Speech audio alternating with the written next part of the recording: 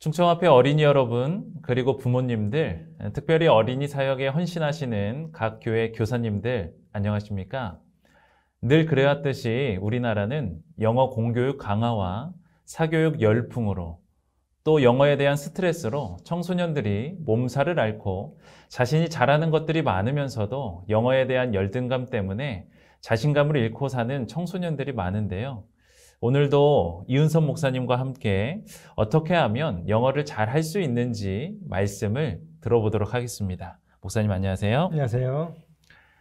목사님, 우리나라 청소년들이 초등학교 3학년 때부터 대학교 졸업 때까지 약 한 10년 정도 그 이상을 영어 공부를 하게 되는데 그럼에도 불구하고 영어에 대한 부담을 떨치지 못하는 경우들이 좀 많아요. 그 이유가 무엇일까요?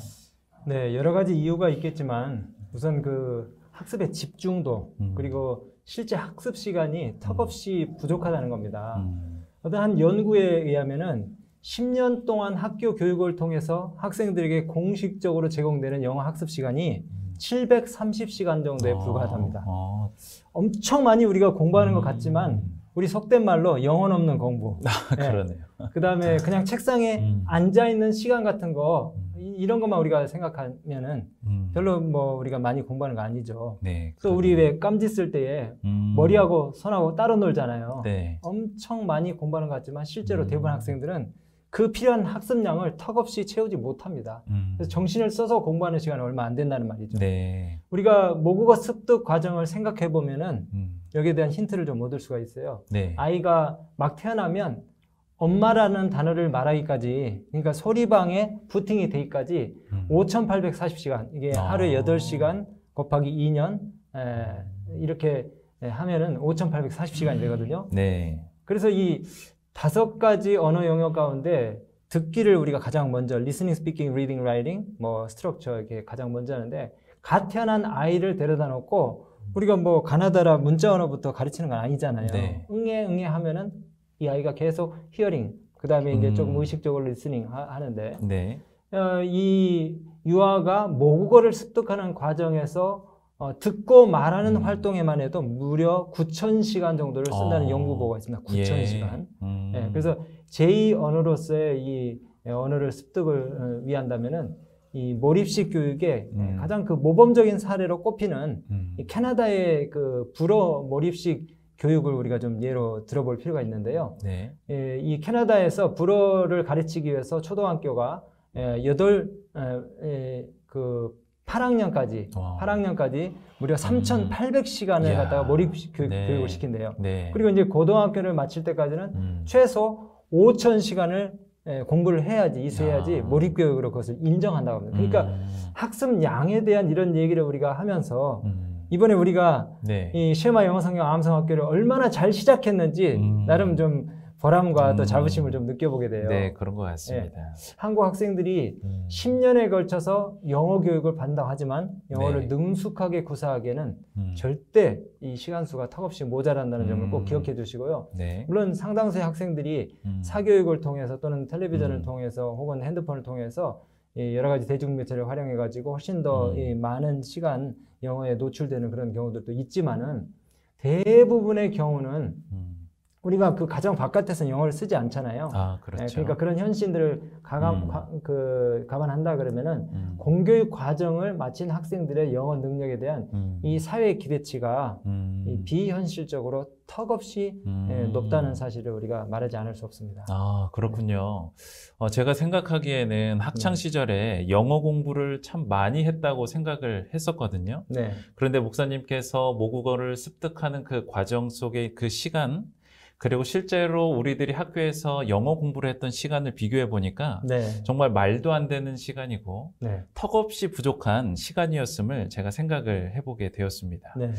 그래서 많은 공부를 했다고 생각했지만 실제로는 그렇지 않았다는 목사님의 말씀을 듣고 생각을 해보니까 저희들이 그저 영어 공부를 함에 있어서 읽고 쓰는 것, 그리고 문법의 시간을 많이 할애는 했지만 듣고 말하는 것을 거의 해보지를 않았던, 맞습니다. 그저 그냥 일방적인 수업에 불과했던 네. 그런 시간이었던 것 같습니다. 네, 네, 맞습니다. 그래서 좀 전에 말씀드린 것처럼 우리가 모국어를 배울 때 처음에 아이가 태어나자마자 응애 응애 하지 엄마 아빠 당장 말하는 거 아니잖아요. 그렇죠? 네.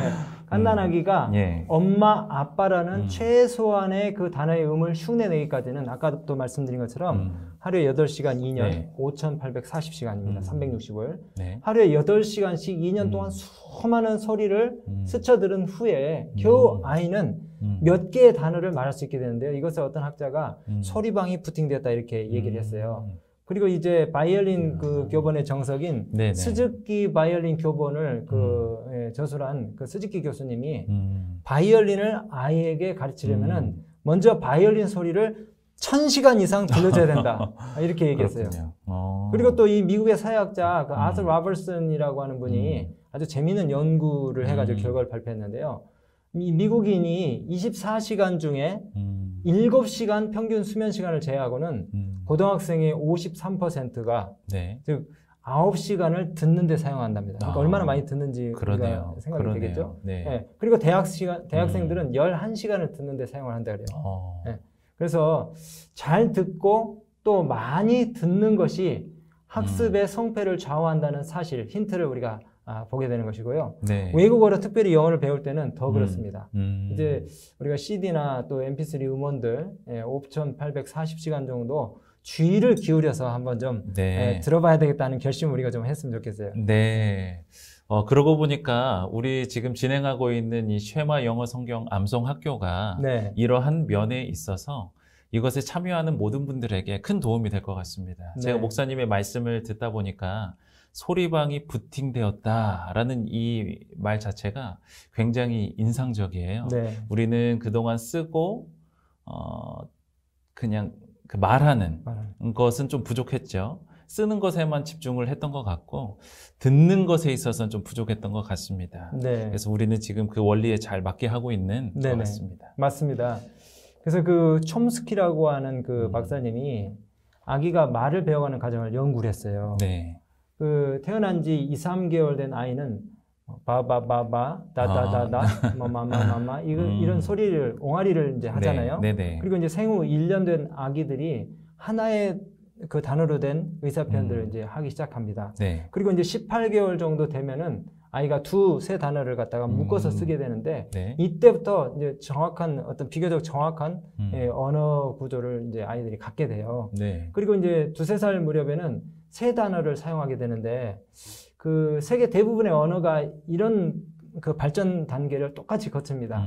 아이가 이 모국어를 배울 때에 네. 부모의 말이라든가 주변 사람들의 말, 각종 매체 등 또 이 들리는 그런 소리, 해당 언어에 둘러싸여 있기 때문에 이 아이가 특별히 의식하지 않아도 네. 충분한 어떤 그 언어 환경으로 이제 노출량이 점점 쌓이게 되고 네. 저절로 말문이 열린다는 거죠. 네. 그래서 엄마 아빠의 말을 무의식적으로 듣고 자라난 이 아이의 내재된 언어 습득 장치, 제가 나중에 또 이거 좀 말씀을 드리려고 하는데요. 네. 언어 습득 장치를 통해서 끊임없이 말을 습득해 나가고 흡수해서 언어를 익히는 것입니다. 네. 근데 이렇게 자연스럽게 모국어를 익힐 수 있도록 도와주는 이 언어 습득 장치, 네. LAD라고 해요. 네. 이것이 13세 이후가 되면은 13살 이후가 되면은 더 이상 제 기능을 발휘하지 못한다는 학자들의 연구가 있습니다. 그렇군요. 네. 그래서 사춘기 이후에 네. 외국에 나가서 살거나 혹은 본격적으로 외국어를 배우게 되더라도 네. 그때 배운 언어는 외국어일 뿐이지 절대 모국어가 될 수 없다는 모국어가 될 수 없다는 그런 네. 주장이 네. 설득력을 얻게 되는 것이에요. 네네네. 우리가 그 언어 습득 능력에 대해서 이야기하다 보면 신앙의 한 가지 또 원리들을 네. 우리가 네. 발견하게 되는데요. 네. 영국의 그 복음 전도자 톰 리즈가 네. 영국의 모든 그리스도인 가운데서 네. 74%가 네. 14살 이전에 예수님을 영접했다는 그런 결과를 이분이 네. 알아냈어요. 네. 그리고 14살에서 21살까지는 20%. 그러니까 나이가 어릴수록 네네. 신앙을 받아들이고 또 억셉트하는 그런 그 확률이 높다는 거죠. 그리고 21세 이후에는 네. 5%에 불과하다는 네. 그런 통계를 발표했습니다. 그래서 네. 13세 이전에 하나님 발견하고 네. 또 우리 안에 있는 잠재력과 가능성을 개발하고 활용하는 것이 중요하다는 것을 우리가 알 수가 있죠. 아, 네. 그래서 그렇군요. 이 교회성장 연구소 이제 미국의 그 만화 그룹은 네. 13살이 될 쯤이면은 한 사람의 영적 정체성이 이미 확립된다고 그렇게 발표를 하는데요. 네. 그래서 유대인들이 아마도 성인식, 성인식을 아마 13세 될 때 하지 않나 그렇게 생각이 됩니다. 네. 13세가 되기 전까지는 네. 수많은 성경 말씀들을 이 아이들이 암송을 하면서 네. 율법의 아들이 되기 위해서 준비를 한다 그래요. 네. 아마 우리 쉐마 영어성경 암송학교에 참여하는 우리 모든 친구들도 네네. 13살이 지나기 전에 네. 성경 말씀을 더 많이 암송하시고 또 영어무도 13살 이전에 네. 언어 습득 장치가 아주 왕성하게 작동할 때에 더 많은 문장들을 네. 암송해서 실력 있는 네. 어린이들이 좀 됐으면 좋겠습니다. 아, 네. 네. 아, 목사님의 바람처럼 그 말씀처럼 우리 어린 시절, 즉 네. 13세 이전에 이미 우리 어린이 친구들이 예수님을 꼭 만나게 되는 경험을 꼭 해야 될 것 같습니다. 아멘. 아울러서 이 초등학교 졸업 전에 우리 쉐마 영어 성경 암송학교 이 학생이 된 우리 모든 충청합회 어린이들이 더욱 이 프로그램에 열심을 내어서 참여할 이유가 생길 것 같습니다. 아멘. 오늘 말씀 너무 감사하게 잘 들었습니다. 네. 네, 목사님, 다음에도 우리 친구들에게 용기와 확신을 주는 말씀을 또 들려주시면 감사하겠습니다. 사랑하는 충청합회 어린이 학부모님들 그리고 교사님들, 사무엘은 어린 소년이었지만 하나님의 음성에 귀를 기울였을 뿐 아니라 제사장과 선지자의 음성을 듣는 일에 매우 민감했습니다. 비록 자신을 부르시는 이 하나님의 음성을 단번에 알아차리지는 못했지만 그는 늘 엘리 제사장의 말씀에 순종하고 귀를 기울이는 소년이었기에 엘리 제사장을 통해서 그것이 곧 하나님의 음성임을 깨닫게 되었습니다. 잘 들으려면 주의를 기울여야 하고 또 들리는 소리에 익숙해져야 합니다. 하나님의 음성을 주의 깊게 들음으로 지혜롭고 현명한 어린이가 될 뿐 아니라 영어음도 주의 깊게 듣는 연습을 통해서 언어의 달인이 되시는 우리 모든 충청 어린이들이 되시길 바라면서 이 시간을 줄이도록 하겠습니다. 다음 시간에 또 뵙겠습니다. 감사합니다.